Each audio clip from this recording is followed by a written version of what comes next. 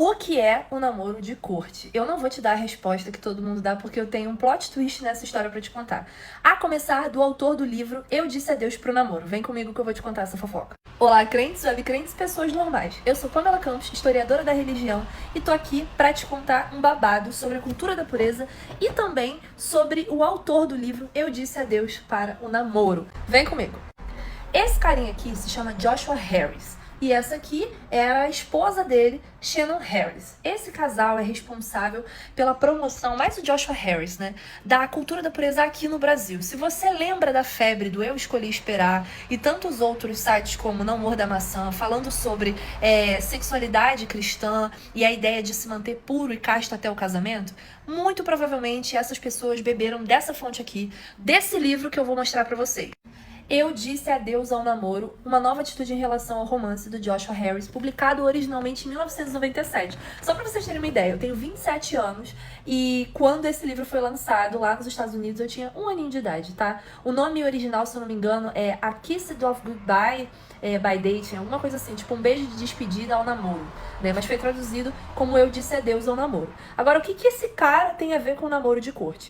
Bom, namoro de corte é a ideia de que o namoro não deve ser algo longo, duradouro, abrasivo para jovens cristãos, porque o namoro meio que é um terreno, na mentalidade dessa galera da cultura da pureza, propício para fornicação. Então a ideia é que você ore para Deus, para pedir liberação sobre a pessoa que você vai se relacionar. E a ideia é que vocês não fiquem muito tempo sozinhos, nem desenvolvam muita intimidade, a fim de que vocês se guardem até o casamento. Então o namoro de corte é super rápido, o casamento é mais rápido ainda, para manter essa ideia de virgindade, castidade e pureza.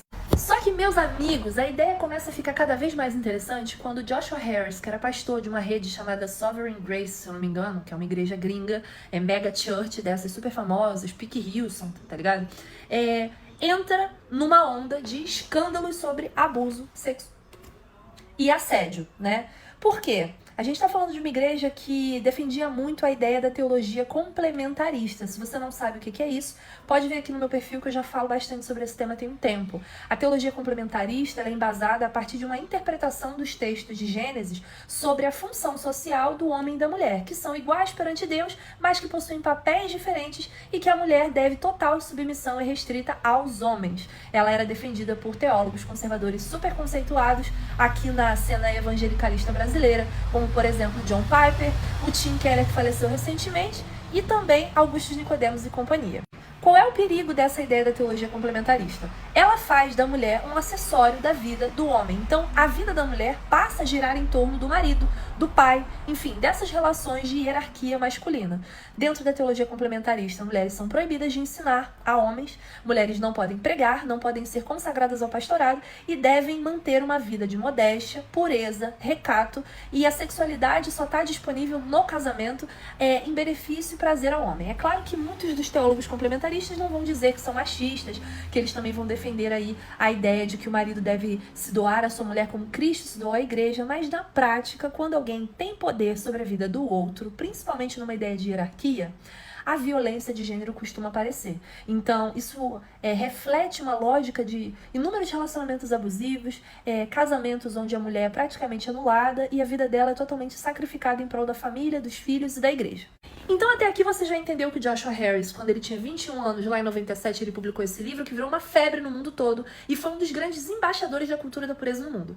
Agora, quando teve esses escândalos na igreja que ele fazia parte, ele meio que foi se desencantando com essa perspectiva e ele também entrou num momento de divórcio com a sua esposa. É interessante aqui reforçar que no livro Eu Disse Adeus ao Namoro, quando ele tinha 21 anos, ele expõe muito da vida da Shannon Barron, né, que hoje é Shannon Bannon, mas era Shannon Harris, quando ela era casada com ele.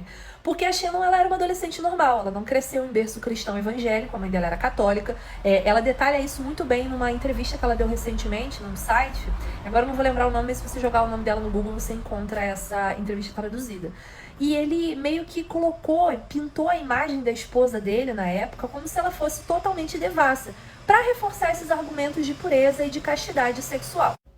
A Shannon então se converteu, casou com Joshua e viveu a vida que essa igreja que eles faziam parte pregava, de total submissão feminina. Ela vivia na sombra do marido, acompanhando ele nos seminários, nas palestras que ele viajava os Estados Unidos inteiro, né, falando sobre essa questão da pureza sexual, até o ponto dela não se sentir mais digna, né, de não ter a própria vida, porque ela estava se anulando.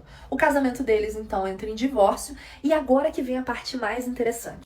O Joshua Harris, né, que publicou esse livro há não sei quantos anos atrás, atualmente publicou uma nota dizendo que ele se arrepende muito de tudo que ele escreveu naquele livro e que ele entende hoje que aquela não era a melhor perspectiva de lidar com a sexualidade e com os jovens. Hoje os dois são divorciados e a Shannon Bannon, que é o nome dela de solteira atual, publicou um livro nesse ano de 2023, contando o lado dela da história sobre todo esse processo que ela viveu de submissão feminina, e eu vou mostrar pra vocês que livro é esse.